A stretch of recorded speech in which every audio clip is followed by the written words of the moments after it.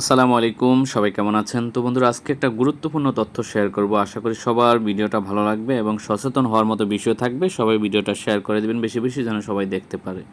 তো বন্ধুরা, এই যে আমি হাতে লিচি নিয়ে আপনাদের সামনে শেয়ার করতেছি, এটা এই নয় যে আসলে লিচি খাবে কিভাবে, এইসব কোনো বিষয় না। বিষয়টা হচ্ছে গুরুত্বপূর্ণ। এই যে মাঝখানে একটা বিচি দেখতে পাচ্ছেন, হাতের মাঝখানে আমার এই লিচি।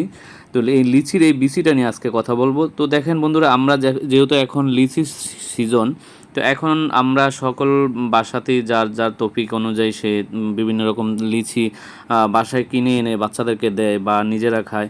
তো আসলে বড়দের জন্য বিষয়টা তো অবশ্যই কোনো সমস্যা নাই, কিন্তু বাচ্চাদের জন্য এই বিষয়টা একটু সতর্ক বা সচেতন হওয়া অনেক জরুরি। কারণ হাসপাতালগুলোতে রিসেন্টলি অনেক বেশি এরকম রোগী আসতেছে, বিশেষ করে বাচ্চারা বাসায় লিচি কিনে দিয়ে খাওয়ার সময়, যখন বাচ্চারা লিচি খায় তখন কিন্তু তারা অনেক সময় এই যে বিচিটা থাকে সেটা কিন্তু অনেক বাচ্চারাই সেটা গিলে ফেলে। তো দেখতে পাচ্ছেন আসলে এই যে লিচির যে বিচিটা সেটা কিন্তু অনেক বড়।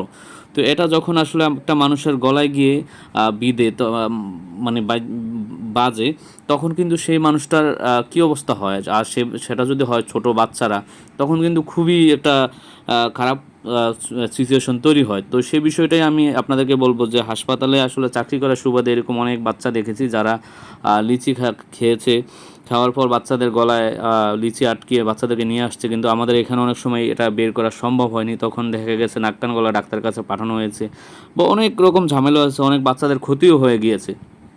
তো এই যে দেখতে পাচ্ছেন, আমি আমার বাসায় আমার ছেলেকে এই লিচি কীভাবে খেতে হবে বা তার বিচিটা সে খাবে কি না এই বিষয়ে কথা বলছিলাম।